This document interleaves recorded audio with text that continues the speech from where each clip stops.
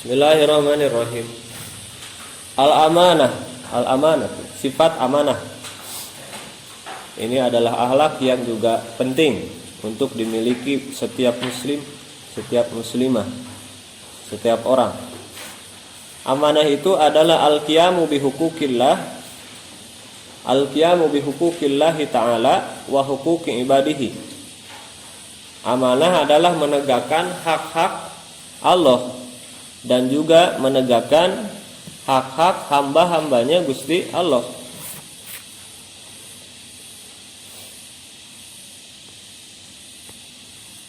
Dengan amanah tersebut sempurnalah agama. Fabiha yakmulud dinu wa tusanul a'radu wa tuhfadzul amwalu. Kalaulah ada atau setiap orang mempunyai sifat amanah, maka agama tegak. Lalu hak-hak barang-barang terjaga, harta pun terjaga, kehormatan pun terjaga kalau punya sifat amanah. Li'anna al-qiyama bihuquqillahi ibaratun an fi'lil ma'murat wa jitinabil manhiyah. Jadi kenapa amanah bisa jadi sabab tegaknya agama, terjaganya seluruh aspek kehidupan, seluruh harta, seluruh barang, kehormatan? Karena dengan sifat amanah itu kan terpenuhi hak-hak Allah, ya. Hak-hak Allah itu berarti yang wajib untuk kita. Sikap kita terhadap Allah kan tidak lain, tidak bukan adalah beribadah. Allah adalah haknya untuk diibadahi, ya. Kita yang beribadah, Allah yang diibadahi. Wa ma khalaqatul jinna wal insa illa liya'budun. Mengabdi kepada Allah, apapun perintah Allah dilaksanakan. Nah, Allah tuh memerintahkan kita untuk takwa. Takwa itu adalah nah itu ibaratun an fi'lil ma'murat wa jitinabil manhiyat. Tidak jauh dari ibarat atau bahasa mengerjakan seluruh yang diperintahkan dan menjauhi yang dilarang semuanya. Allah memerintahkan kita untuk sholat, berarti kita jauhi yang tidak sholat, menjauhi tidak sholat. Allah memerintahkan kita untuk saum, berarti kita menghindar dari tidak saum. Itu. Al-amru bise amrun bididihi. Ingat kaidahnya. Perintah terhadap satu perkara sama dengan larangan terhadap kebalikan perkara tersebut. Perintah untuk puasa berarti melarang untuk tidak puasa, ya. Lalu wal qiyamu bihuquqi ibadihi ibaratun an raddil wada'i wa tarkit tatfifi fi kailin aw waznin aw dar'in. Maksud menegakkan hak-hak hamba-hamba Allah adalah ungkapan yang menunjukkan bahwa amanah ini, orang yang amanah itu adalah yang selalu mengembalikan barang titipan. Apapun yang dititipkan selalu aman. Bang, nitip motor, bang ini nitip baju, nitip lemari ya, saya mau pulang duluan misalnya. Ternyata pas kita lihat lagi lemarinya udah hancur, ya. Nah itu berarti orangnya tidak amanah. Bang ini nitip baju ya, pas kita balik lagi bajunya masih utuh, masih bagus, bahkan lebih bagus misalnya karena dipangniseukeun, dibantu sama dia dicucikan, terus dikasih minyak wangi molto. Kan kita senang, yang nitip tuh senang, ya. Apalagi kalau nitip cucian, ya, sengaja. Bang ini nitip cucian ya, pangniseukeun meunahnya 2 ember sebenarnya. Terus daekeun, ya kan sangat senang. Nah, orang yang amanah kan seperti itu. Mau jadi apapun kan perlu sifat amanah, ya. Harus mengembalikan semua yang dititipkan. Mau jadi penjaga konter HP misalnya, ya.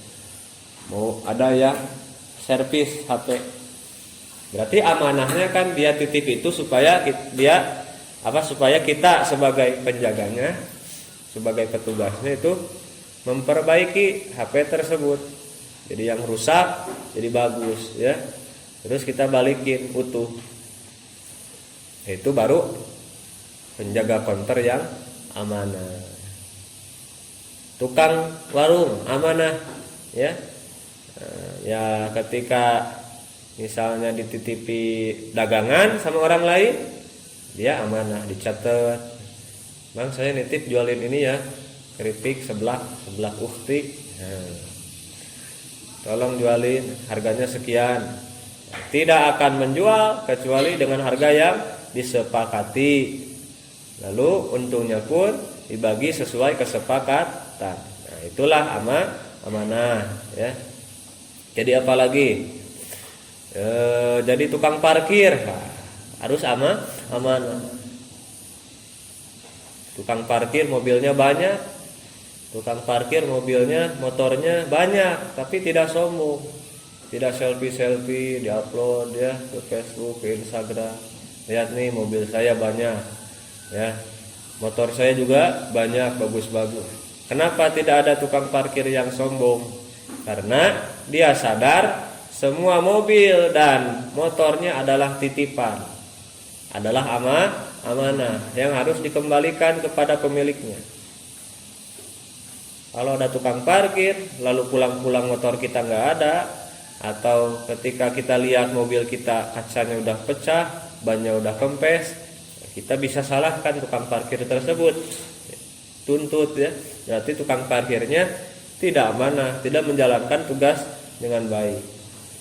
Sama di dunia ini kan kita juga semuanya amanah, akan ditagih kembali oleh Allah. Maka apapun yang kita punya sebetulnya bukan milik kita. Nah, kenapa kita sakit ketika kehilangan? Karena ada rasa yang salah. Rasa memiliki.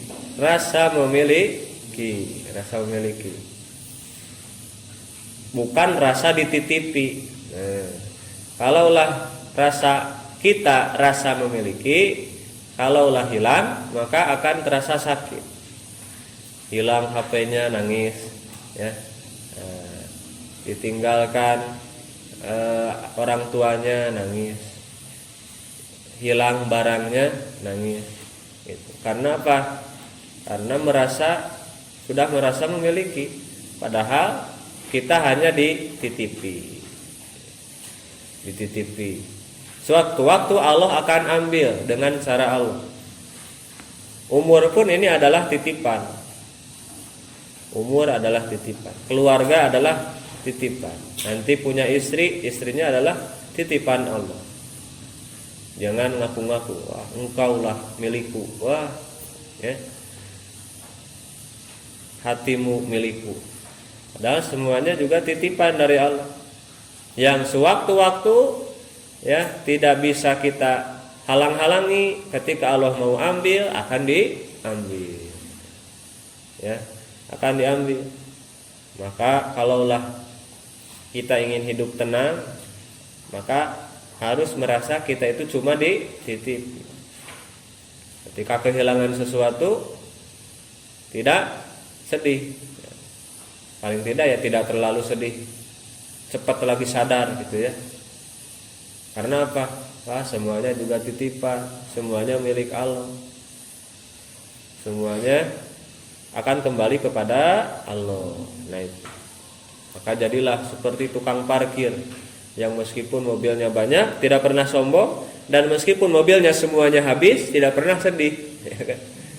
Diambil semua mobilnya, tidak sedih karena orang diambil sama yang punya. Kenapa harus marah? Kenapa harus sedih? Kan gila, ada orang yang dititipin tapi gak mau kita ambil lagi ya. Dititipin misalnya motor sama kuncinya, kita mau berangkat kemana, pas balik lagi ternyata motornya dijual sama dia ya. Atau dipakai. Bang, mana motor saya? Ya enak soalnya, itu bagus motornya, jadi saya pakai. Terus ada yang mau, terus saya jual. Itu kan keterlaluan ya. Berarti orang tersebut tidak aman. Lalu termasuk amanah terhadap hamba juga adalah wa tarki ifsya'il asrar wal uyub, meninggalkan atau tidak menyebarkan rahasia dan aib. Hati-hati. Harus bisa menjaga rahasia. Bahkan tegaknya Islam adalah amanahnya para sahabat dulu ketika masa-masa sirriyatu dakwah ya, masa-masa dakwah secara sembunyi-sembunyi. Rapat para sahabat itu menjaga rahasia-rahasia Rasulullah Shallallahu Alaihi Wasallam. Berdakwah pun pakai strategi ya, pakai langkah-langkah. Maka kita kalaulah ada rahasia, apalagi rahasia guru kita, rahasia aib-aib orang tua kita misalnya, atau kalau sudah menikah, jangan sampai kita umbar rahasia pasangan kita ke orang lain, apalagi diupdate ke media sosial ya. Ternyata suamiku banyak tapak buduknya katanya, diobrolin ke orang lain, itu kan aib. Ada itu suamiku bisul misalnya di bujurnya, di pantatnya ada bisulnya misalnya, disebarin ke orang lain pas ngerumpi sama ibu-ibu komplek. Nah, obrolin suaminya masing-masing. Coba kita enak kalau kita punya kekurangan terus disebarin. Nah gitu. Makanya harus punya rasa menempatkan diri sebagai orang lain. Kalau kita mau melakukan sesuatu, kita rasa-rasa dulu. Ini kalau saya jadi dia, ya gimana rasanya? Kalau misalnya kita pengen ngomongin orang, rasakan, bayangkan kita tuh ada di posisi yang diomongkan, apakah enak atau tidak. Jangan mau enaknya saja, gitu ya. Kita pengen dolim sama orang, tapi kita tidak mau didolim. Kita pengen jahatin orang, tapi kita tidak mau dijahatin. Ngomongin orang, tapi kitanya nggak mau diomongin. Nah, pasti akan ada itu timbal balik sunatullah, akan kembali kepada diri ya. Makanya jaga rahasia, jaga aib saudara kita, teman pun harus kita jaga aib. Kalaulah tidak perlu diceritakan, jangan diceritakan. Kecuali misalnya untuk pelajaran, itu pun harus hati-hati dalam menyebutkan nama ya, nama, alamat. Kalau cuma untuk pembelajaran, contoh aja si Anu misalnya melakukan ini ternyata akibatnya ini, gitu. Apalagi nanti kalau sudah berumah tangga, kalau kita pertama kali itu awal-awal menikah, mulai terlihat hari 1, kedua, ketiga mulai terlihat kekurangan pasangan kita. Jangan sampai cerita ke orang lain, termasuk orang tua sendiri ya, termasuk orang tua kita sendiri. Nanti kalau kita bertengkar, ketahuan aib pasangan kita, ternyata gede amak misalnya ya, ternyata pas ta'aruf kelihatannya kalem, ternyata pas nikah galak atau mudah emosi, terlihatlah kekurangannya. Kalau kita misalnya berantem lalu kita ceritakan dan jelek-jelekan pasangan kita ke orang tua kita, habis itu kita udah baikan, udah sayang-sayangan lagi ya. Udah salaman lagi, tapi takutnya orang lain masih memendam kebencian. Atau sama teman kita berantem, Rian berantem sama Arsad, Rian ngadu ke orang tuanya, Pak, di Kobong tuh ada temanku yang jahat banget, yang jahatin aku. Ada siapa namanya? Arsad. Orang mana fotonya? Wah gitu. Akhirnya kan orang tua nggak tahu apa-apa ya, nggak tahu sebetulnya yang salah siapa, percaya aja kan sama anak. Akhirnya gimana? Jadi benci kan ke Arsad, bahkan jadi benci ke orang tuanya dicari. Padahal kita sudah baikan, meskipun kita udah baikan, bisa jadi orang lain yang sudah terlanjur dengar aib tentang saudara kita yang kita sebarkan masih memendam kebencian. Jadi tetap benci. Jadi tetap diomong-omong. Padahal udah baik kan, udah berubah misalnya sifatnya. Nah itu bahayanya kita membuka rahasia atau membuka aib. Lalu orang yang amanah, orang yang menegakkan hak-hak hamba, hak-hak Allah itu adalah senantiasa memilih untuk dirinya sesuatu yang bermanfaat untuk dunia dan akhiratnya, fid dini wad dunya, fid dunya wal akhirah. Itulah sifat karakter orang yang amanah. Maka Allah berfirman di dalam Al-Qur'an, surat apa? Surat An-Nisa ayat ke-58. Innallaha ya'murukum an tu'adul amanati ila ahliha. Allah memerintahkan untuk kita menyerahkan amanah kepada ahlinya, kepada yang berhak menerimanya. Kita nih mau nitip kekuasaan, ya, itu kan amanah. Kekuasaan itu adalah amanah. Coba sekarang, ya, amanah itu berat. Jadi bukan rindu yang berat itu. Bilangin ke Dilan, yang rindu itu bukan yang berat itu bukan rindu, tapi amanah. Sebab satu kali tergelincir tidak adil, ya, atau berkhianat, lisan kita, perbuatan kita, itu siksa sudah di depan mata. Adab Allah menunggu. Makanya kalau ada pemimpin yang sok-sokan mau memimpin bukan karena ingin menegakkan amanah, karena ingin keuntungan pribadi. Wah, kalau saya jadi gubernur, kalau saya jadi presiden, maka akan terkuasai ini. Akan nama saya jadi tenar misalnya, akan tercatat dalam sejarah. Niatnya bukan untuk memimpin karena Allah, tapi ingin mencari keuntungan. Maka itu diancam oleh Allah. Diancam. Orang yang tidak amanah itu akan disiksa, diadab dengan adab yang berat. Bayangkan kalau kita memimpin 100 orang, terus kita tidak amanah, akan dituntut di akhirat oleh 100 orang tersebut. Sama satu orang saja, misalnya kita dititipin barang, terus kita gak balikin, kita kabur, ya. Misalnya bendahara, ada yang jadi bendahara, misalnya udunan 1000 ewang, ya. Kayak orang orang buka bareng, bukber, sareng cilok, 1000 ewang, tentunya bukberna sama cilok, 1000 ewang sok dikempelkeun di abdi, tentunya cek bendahara teh, bendaharana galak. Si anu tah can bayar, mana uang kas tah saminggu can dibayar. Aya nu rupa-rupapan bendahara di kelas, aya nu galak, aya nu beunghar bendaharana.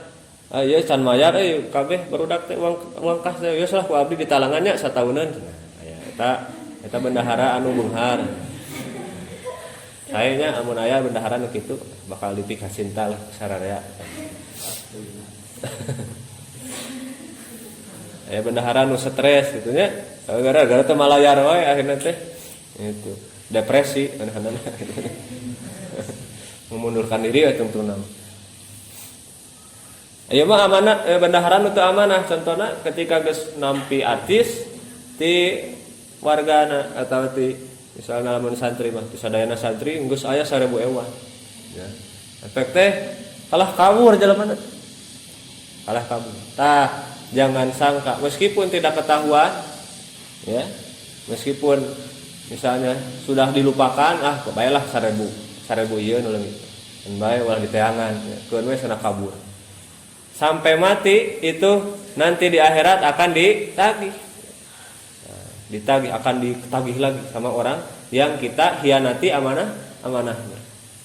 Coba bayangkan kalau jadi pemimpin 100 orang, 1000 orang, terus pemimpinnya tidak amanah, maka dia akan dituntut. Kalau tidak ada untuk membayar, maka dosa-dosa orang 1000 orang itu akan ditimpakan sama dia. Naudzubillah, ya. Lalu berkatalah Nabi la imana liman la amanatalah. Tidak ada iman ketika tidak ada amanah. Dan tidak ada agama ketika orang tidak bisa menepati janji.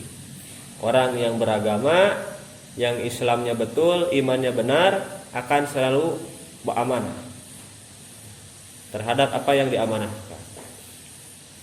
Jadi pemimpin amanah, tidak berani korupsi meskipun 100 perak, meskipun 500 rupiah.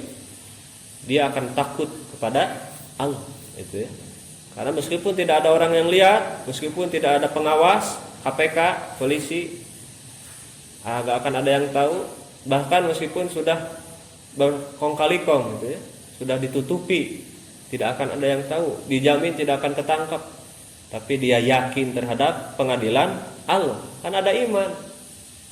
Pejabat beriman, insya Allah aman, negara tentram.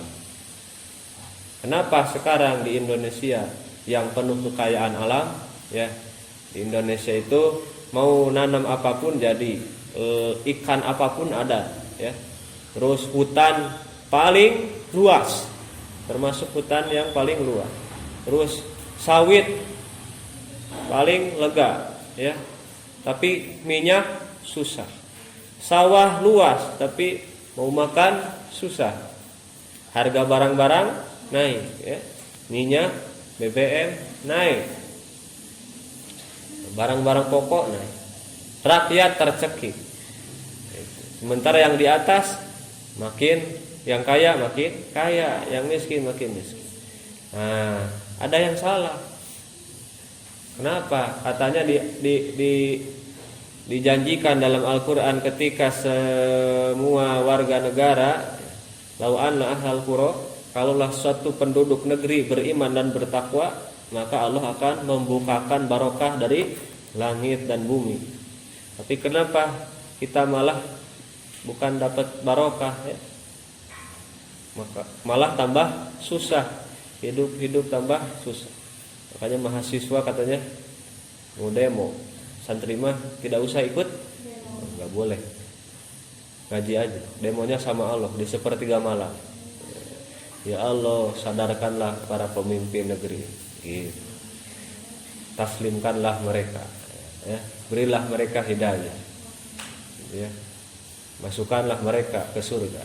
Ayo nakene. Itulah. Jadi didoakan, ya. Karena Allah lah yang punya hati. Jadi demo yang paling baik itu ya kepada Allah yang punyanya. Karena sudah kejadian berkali-kali, teriak-teriak tidak akan terdengar oleh orang yang memang sudah tertutup mata hatinya, telinganya, matanya sudah buta dan tuli dari suara rakyat. Makanya tahu Pak Haji Bolot kan terkenal, ya terkenal bolot, nggak bisa dengar kecuali dua, perempuan sama uang, ya. Pak Haji Bolot itu kalau dikasih uang, ya, baru dengar. Tapi kalau selain itu atau sama wanita yang cantik, dia baru dengar. Pakaiannya selalu pejabat, ya. Itu sebetulnya nyindir sama pejabat-pejabat. Pak Haji Bolot itu, ini kan pura-pura doang, aslinya mah enggak gitu. Jadi TV itu banyak yang pura-pura, kayak Ajis Gagap, ya, Mang Ajis. Di TV ada Ajis Gagap, sebetulnya nggak gagap, cuma buat karakter dia di televisi itu seperti itu. Ngomongnya biasa sebetulnya, kalau biasa, ya. Terus, ya, cuman ya itu ada gimmick, ada peran-peran tertentu. Nah, salah satunya ya ciri khasnya, gitu, ya. Ciri khas. Kalau Pak Haji Bolot itu yang merupakan sindiran terhadap pejabat yang pakaiannya pejabat, ya, pakai pakaian kemuliaan, hordeng aja sampai miliaran, ya. Kemarin kan usulan ganti gorden, ya. Tapi ketika diteriaki sekeras apapun tidak dengar, kecuali kalau berkaitan dengan uang dan wanita. Naudzubillah. Nah, sebaliknya dari sifat amanah adalah khianah. Khianah itu adalah mukhalafatul haqqi binaqdil ahdi fis sirri. Khianah adalah ketika melawan hak, bertentangan dengan kebenaran, dengan mengingkari janji secara diam-diam. Secara diam-diam. Kalau suami istri ternyata diam-diam, misalnya suaminya tidur di hotel dengan perempuan yang lain, itu berkhianat. Tidak mungkin kan terang-terangan ya. Yang aku main dulu ya sama wanita lain. Tidak mungkin ya. Pasti sembunyi. Fisirita, itulah pengkhianatan yang akan membuat masalah, sakit hati, hancurnya hubungan, hancurnya agama. Ketika tergoda, santri berkhianat terhadap gurunya, seperti apa bentuknya? Ketika misalnya keluar dari pesantren, amanah-amanah dari gurunya tidak terlaksana. Yang umat di lembur tengah ngawuruk, ngepelin kalah ngawuruk, ternyata malah misalnya ngawuruk mabok sebenarnya, atau ngawuruk benar, didik tidak benar, atau bisa jadi disuruh ngajar malah kerja, disuruh kerja malah nggak kerja. Nah, itu tidak memegang teguh amanah atau perjanjian. Apalagi yang dititipi, dimagangkan misalnya diberangkatkan nih, Bang Faisal, kamu berangkat di sana di satu kampung, misalnya di Sumatera, di pedalaman ada yang butuh guru ngaji, ya, ke sana kamu tugasnya ngajar ngaji aja, nggak boleh bingung masalah yang lain-lain. Akhirnya di sana ternyata tidak ngajar ngaji, malah kerjaannya hardolin, malah main di sana. Contoh itu adalah contoh berkhianat itu.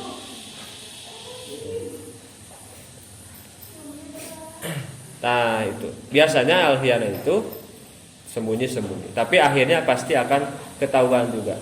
Sepandai-pandainya menyembunyikan bangkai, pasti akan tercium juga baunya. So, sumputkeun bangke, ya, dina kantong, dina naon, pasti akan kaambe gitu ya. Akan tercium bau. Madaratnya khianat itu sangat banyak. Yaitu kita akan dicap sebagai seorang pembelot, sebagai seorang pengkhianat. Akan membekas di hati orang. Apalagi kalau seperti di film-film Suara Hati Istri. Suaminya berkhianat atau istrinya berkhianat, atau anaknya, karyawan berkhianat, mengkhianati bosnya, atau pemimpinnya berkhianat, mengkhianati rakyatnya, itu akan menyakiti orang, sehingga akan susah orang percaya. Tetap aja sampai kapanpun akan dicap pengkhianat bangsa. Wanak sidini, dan dia akan merusak agama, mengurangi agama, lalu merendahkan cita-cita, merendahkan dirinya menghinakan dirinya jadi hina.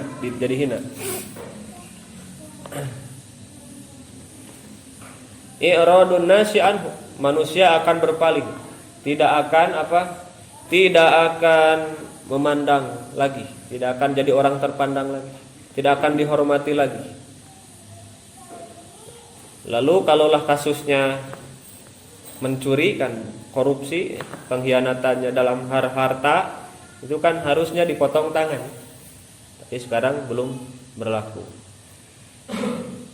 Wabugdullahi, akan dibenci oleh Allah dan akan disiksa oleh Allah karena dia tidak menjaga apa yang diamanahkan oleh Allah. Li'annahu lam yura'i ma kallafahu bihi. Qala Allah Ta'ala, ya ayyuhalladzina amanu la takhunullaha war rasula wa takhunu amanatikum wa antum ta'lamun. Janganlah kamu semua mengkhianati Allah dan Rasulnya, dan mengkhianati amanah-amanah yang diberikan kepadamu dan kamu tahu. Santri semuanya, itu kitab, itu uang jajan, itu apa lagi, pakaian, itu amanah dari orang tua. Jangan khianati orang tua kita. Jika misalnya kita ngakunya di sini ngaji, ternyata kita malah tidur, malah main, itu berarti sudah berkhianat. Hati-hati. Wala takunu amanatikum, ya. Harus buru-buru meminta islah, meminta ridho kepada orang tua, meminta maaf. Tidak usah tunggu lebaran, ya. Kapanpun bisa. Jangan tradisi lebaran salam-salaman itu tradisi atau slogan mohon maaf lahir dan batin, jadilah anggapan mohon maaf itu harus di hari lebaran. Nah, mohon maaf mah bisa setiap waktu. Nah, kita jalankanlah amanah yang kita emban. Apalagi pengurus yang jadi rois, yang jadi sekretaris, yang jadi pendidikan. Kalau tidak menjalankan tugasnya, berarti itu tidak amanah. Orang lain tidak apa-apa, tapi dia akan menemui akibatnya nanti di akhirat kalau sengaja tidak melakukan tugas dengan baik. Ya. Itu sifat amanah, dan kebalikannya adalah khianat. Lalu selanjutnya sifat iffah. Iffah itu memelihara diri. Tapi sudah jadi istilah saja, istilah iffah. Seperti yang sudah populer di kita adalah ya riya, ya, ikhlas, itu kan sudah jadi istilah populer. Kita bahasakan aja sifat iffah. Jadi iffah itu adalah sifatun lin nafsi takuffuha anil muharramati wa radha'il syahwati.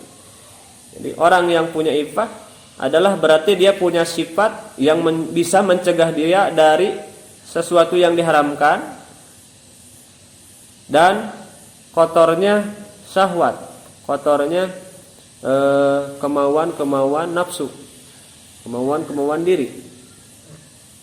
Dia bisa jaga diri. Dan iffah merupakan wahiyya min asrafil khisali wa asmaha, merupakan akhlak termulia, salah satu akhlak termulia dan akhlak paling luhur, yang mana termasuk iffah yatafarra'u katsirun minal fada'il. Termasuk ke dalam iffah itu bercabang-cabang banyak dari sifat-sifat yang utama, seperti sabar. Orang yang iffah pasti sabar. Wal qanaah, orang yang iffah pasti qanaah, tidak akan banyak mengeluh, tidak akan mencari yang tidak ada. Baju baru alhamdulillah, terus dipakai di hari raya.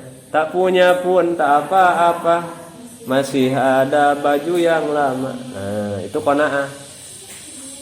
Kalau misalnya orang tua kita, "Dek, maaf ya, hari ini nggak ada buat beli baju lebaran, habis buat beli minyak misalnya, ya, buat beli kebutuhan pokok." Gak apa-apa mah, saya mah gak pengen baju lebaran. Masih ada kok yang lama juga masih bagus. Itu bagus, qanaah. Ya. Nanti orang tua juga akan mendoakan sukses kepada kita, ya. Orang tua juga akan tambah sayang sama anak yang seperti itu. Kalau anak banyak minta, meskipun akhirnya dikasih, tapi akan ada apa ya? Dongkol hati orang tua itu. Akan ada enggak enak, ya. Si amah masantren teh, ya. Gini-gini hayo we minta, hayang yang baju sana. Kamari sarungna leungit hayang minta deui sana nu alus. Terus kamari sabuna sana leungit hayang meuli deui sana satrek. Abong beunghar nya. Ya. Nah, kalau pesantren banyak nelponnya, banyak mintanya, itu meskipun dikasih, hati orang tua tuh ya mesti sayang mas sayang, cuman pasti akan beda sama kalau kita misalnya ketika ditanya sama orang tua, kamu butuh apa di pondok? Udah mah udah cukup, ini juga ada, gak usah mikirin adek, gak usah mikirin saya, ya. Tapi uang jajan masih kalau ada mah kirimlah sekarang gitu. Nah, tetap aja kalau itu ya, soalnya udah habis. Tapi kalau nggak ada mah nggak apa-apa, nggak maksa, seadanya aja, gak usah pinjam ke yang lain misalnya kalau nggak ada. Itu qanaah. itu doa orang tua akan semakin kenceng buat kita. Ya Allah, di Al-Ihsan teh si Ujang, si Neng tambah soleh, sing disukseskeun ya Allah gitu ya. Nah, itu kan harapan orang tua. Orang tua akan senang, orang tua akan bangga kalau anaknya melebihi orang tuanya. Tidak akan merasa tersaingi ya. Orang tua, guru akan bangga. Misalnya antum semua punya pesantren yang lebih besar dari Al-Ihsan, tidak akan dilarang, tidak akan merasa tersaingi. Nggak boleh, harus lebih kecil misalnya. Nggak boleh. Tidak akan seperti itu. Guru yang ikhlas itu justru akan senang, karena tetap kan orientasinya akhirat, akan pahalanya tetap akan ngalir. Kalau salah satu dari antum punya pesantren yang santrinya lebih dari 1000, tetap akan mengalir kepada guru kita. Karena sebab kita punya pesantren, sebab kita punya ilmu adalah guru-guru kita ya. Dan sebab kita ada di dunia ini adalah orang tua kita. Gitu. Jadi kalau kita misalnya jadi katakanlah jadi ulama, terus orang tua kita jadi salah satu orang yang duduk berbaris bersama jamaah yang lain. Gitu, Masya Allah. Orang tua kita tidak akan merasa tersaingi. Yang ulah ngalehan kolot misalnya tuh. Orang yang di luhur entah gitu akan merasa bangga, akan dicerita-cerita sama orang lain. Oh, tuh si Bang Rian mah udah bisa ceramah ya. Gitu ya. Yang kan apa? Orang tua akan bangga. Nah, coba. Itu dari sifat qanaah ya. Nanti akan dikasih lebih justru orang yang qanaah itu. Sebab ada rasa syukur di situ. Wasakho dan dermawan, banyak memberi. Meskipun dirinya juga tidak terlalu kaya, bukan orang yang berada, tapi dia tidak sayang untuk memberikan harta, untuk memberikan bantuan. Wal musalamati, dan memasrahkan diri gitu ya. Jadi banyak yang malu mau ngasih sedikit, misalnya untuk bantuan apa. Padahal mah daripada enggak lebih baik sedikit. Meskipun 1000, 2000, coba kalau 1000 dari banyak orang, kan akan jadi kekuatan juga ya. Makanya sedekah infak itu kan mimma razaqnakum, dari yang Allah rizkikan kepadamu, bukan nuntut yang tidak ada. Allah apa yang dirizkikan kepada kita, meskipun 1000 ya dari 1000 itu 100 lah atau 200 lah masukkan ke kotak amal misalnya, untuk melatih sifat dermawan ya. Akan supaya terbiasa, itu akan efeknya akan kembali kepada diri kita. Lalu memasrahkan diri, tawakal ya. Wal wara'i, dan waro, apik, tidak sembarangan berbuat, tidak sembarangan makan, tidak sembarangan bicara. Wal waqori, tenang, cool ya, kalem orangnya. Wal waqori, war rahmati, dan punya sifat penyayang. Wal haya'i, dan malu ya, terutama perempuan, jangan sampai hilang urat malunya, pegat urat malunya. Urat malunya putus hingga tidak malu ngumbar aurat, joget-joget TikTok ya. Padahal orang juga ya enak lihat, tapi dia bangga, oh bangga banyak yang like, bangga banyak yang, harusnya takut, harusnya malu gitu. Banyak yang disuruh ceramah, malu izin. Hari update ke hari itu izin ya. Nah itu hati-hati.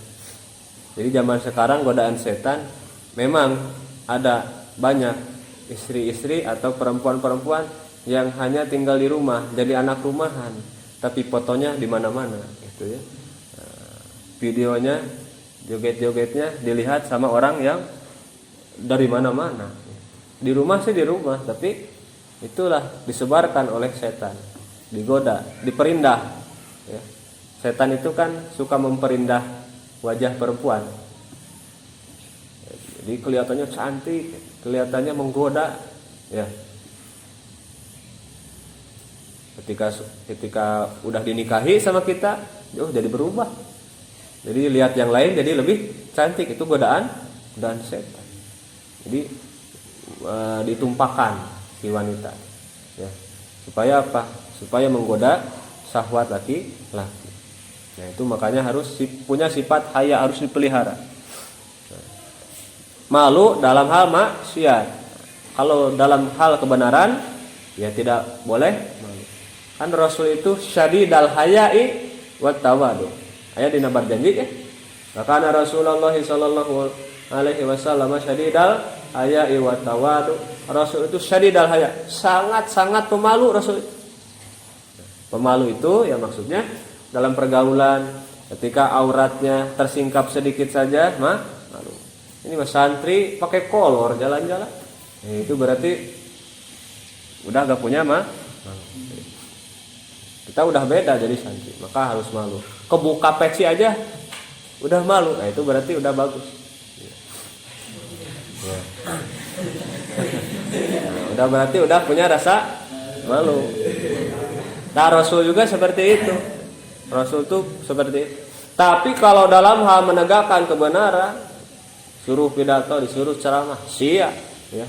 Disuruh amar ma'ruf, siap, tidak malu. Bukan kebalikannya. Nah, jadi sifat infah itu adalah hartanya orang yang tidak punya harta dan mahkotanya orang yang tidak punya kemuliaan. Maksudnya dia tidak punya jabatan, bukan orang kaya, tapi dihormati orang karena dia ifah, gitu ya.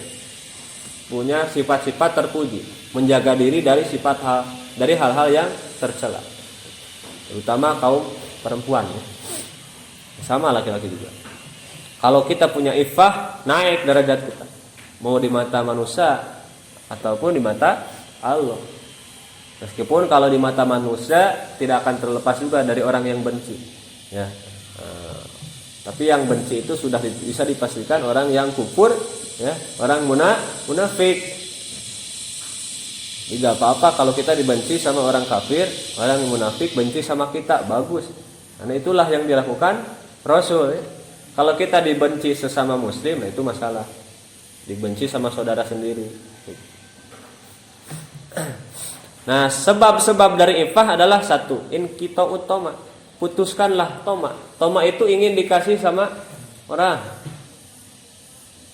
Nah, kita misalnya diundang tahlilan, wah langsung pengen dikasih berkah, sarung, pokok.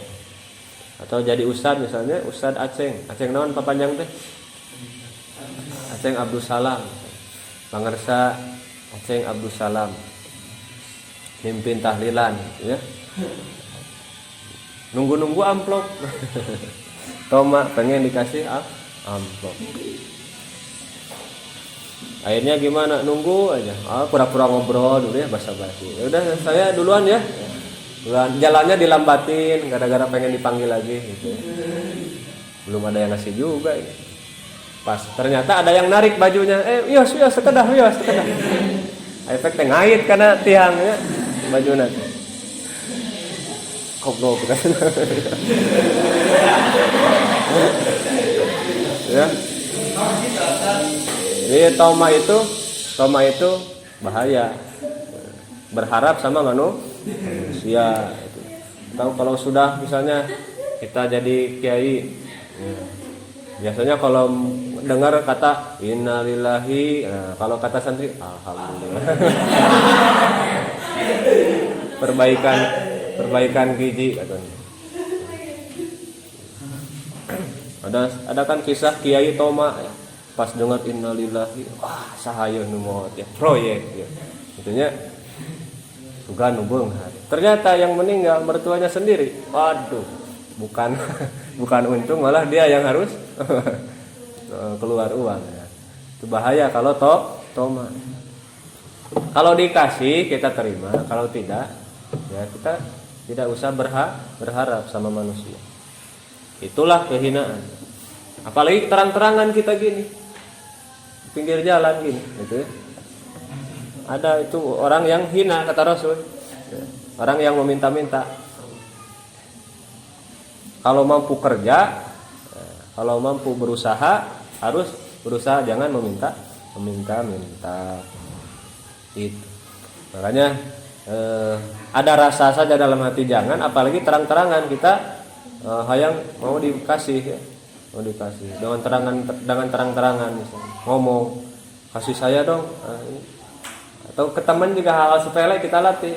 Misalnya ada teman pulang, nanti pulang bawa oleh-oleh dong ya buat saya mau minta ini. Nah itu nggak boleh, peminta meskipun sama teman sendiri ya, nggak usah kan kalau udah jadi teman dekat kan nggak usah dipinta juga, insya Allah ngerti akan ngasih. Nah, tapi udah jadi biasa kita jadi peminta-minta secara tidak sadar sama teman kita misalnya, pulang bawa oleh-oleh ya jangan lupa. Siapa tahu dia lagi gak punya uang, siapa tahu dia lagi ada masalah, terus kita pinta-pinta. Padahal harta kita lebih banyak dari dia, kan hina ya.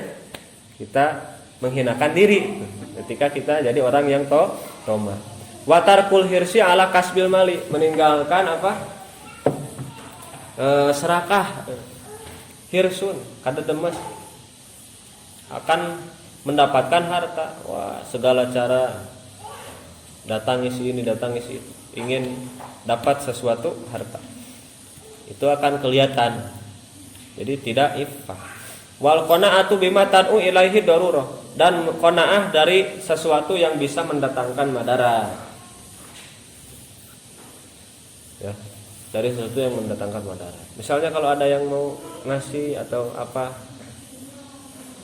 kalaulah kita ragu-ragu ini hartanya dari mana, ini kalau dikasih makanan ini makanannya halal atau tidak. Nah, hati-hati, lebih baik tidak dapat daripada dapat jadi masalah. Atau kita sedekahkan lagi, misalnya kita bagi-bagi lagi gitu ya. Makanya kita ulama kalau misalnya jadi ulama, jadi orang yang kaya, kalau jangan berharap sesuatu dari manusia, harus cukup ya, meskipun misalnya dikasih amplop ternyata 16.000 bari geus lecek ya duit nanti. Tapi harus menerima qanaah. Kalau ternyata dikasih 16 juta ya, amplop, Ustaz ini sebagian lagi lewat rekening ya. Waduh, orangnya orang kaya. Padahal kita cuma ngomong setengah jam misalnya. Ternyata dikasih banyak. Ya jangan juga merasa puas atau jangan berbangga diri, jangan jadi rakus, tapi tetap patokan kita sederhana, karena harta dunia itu akan jadi hisaban. Qala Allah Ta'ala yahsabuhumul jahilu aghniya'a minat ta'affuf. Jadilah orang yang kalau di depan orang lain itu orang lain menganggap kita nggak ada masalah ya, enak ya jadi kamu kayak gak punya masalah, padahal semua orang juga punya masalah. Kalau kita merasa orang lain itu tidak punya masalah, barangkali kitanya saja yang banyak mengeluh, karena semua orang juga punya masalah, cuman ada yang mengeluh, ada yang tidak. Bisa jadi orang lain punya masalah 1000 kali lipat lebih berat dari kita, tapi terlihat tenang. Kuncinya karena dia tidak mengeluh. Sementara kita punya satu masalah langsung mengeluh, merasa paling menderita di muka bumi gitu. Kan lebay.